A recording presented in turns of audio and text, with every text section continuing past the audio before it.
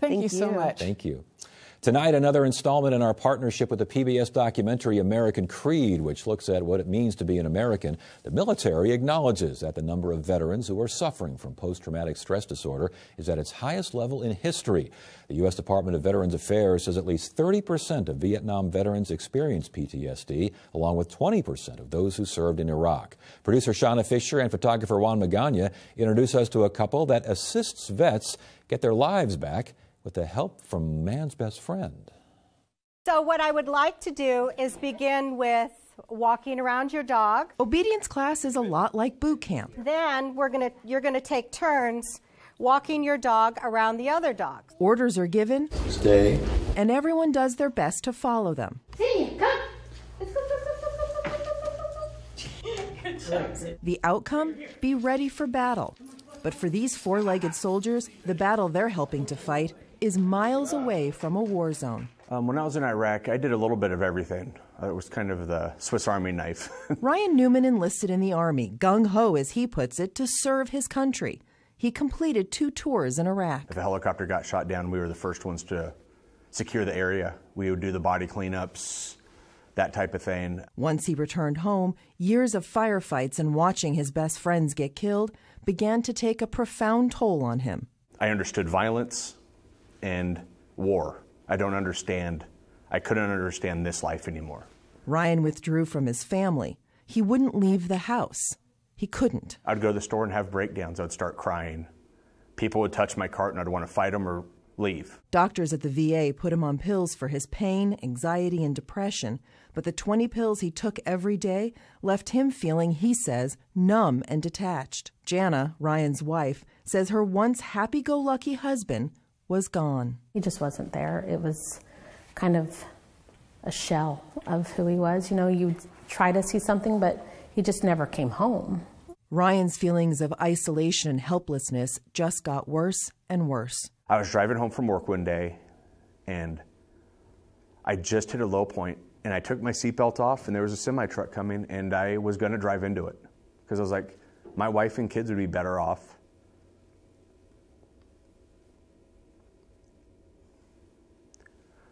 Because I was so screwed up, and I didn't want to mess my kids up, so I just thought they'd be better off if I was dead. Desperate for his life, Ryan had read about service dogs and thought he might find relief.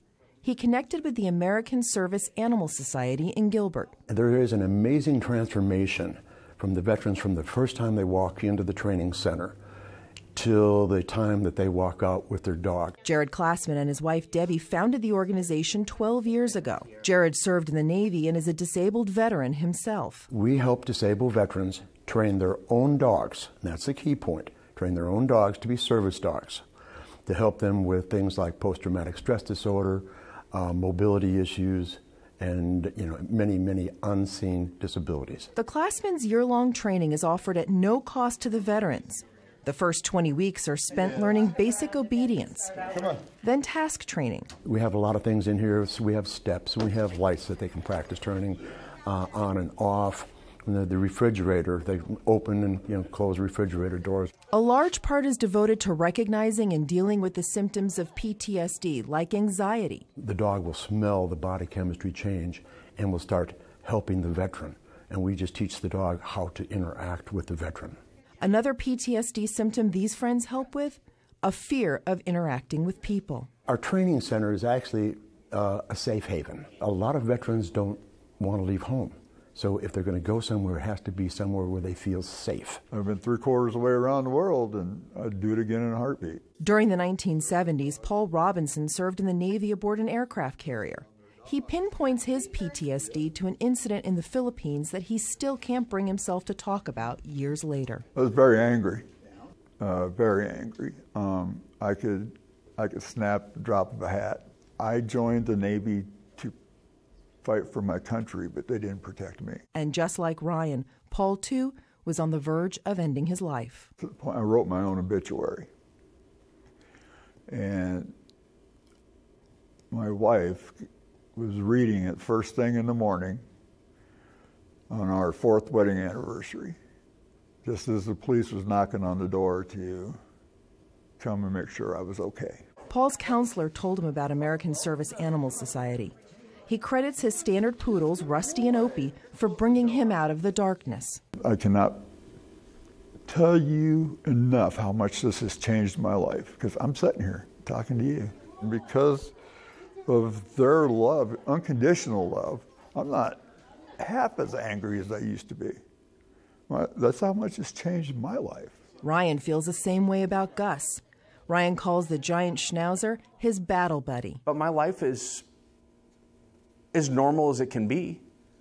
I'm able to go to the store, I take Gus with me. But the PTSD, like a shadow, is always lurking in the background.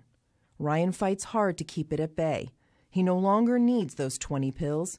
He just needs Gus. Gus has made life easier for the couple's 4 children, who also deal with the effects PTSD has had on their dad. Then now with Gus, my kids, we can go places. You know, we can't go places like a lot of people do, but we do more as a family than we used to. And even though it's not perfect, it's our perfect, it's our normal.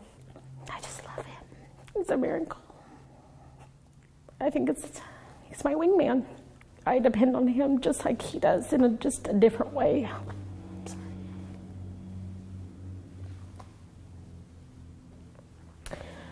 He truly is a miracle. He's a lifesaver. And that's the mission of the American Service Animal Society, dealing with the fog of war, so that the memories that are too horrible to speak of, the wounds we don't see, eventually can heal. We want the veteran to regain the things that they had before. We want them to have their life back. We want them to share other people.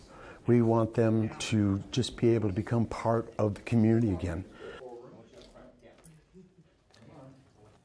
American Creed airs on Arizona PBS next Wednesday. For more information on the American Service Animal Society, you can head to their website, dogs4vets.org. Wednesday on Arizona Horizon.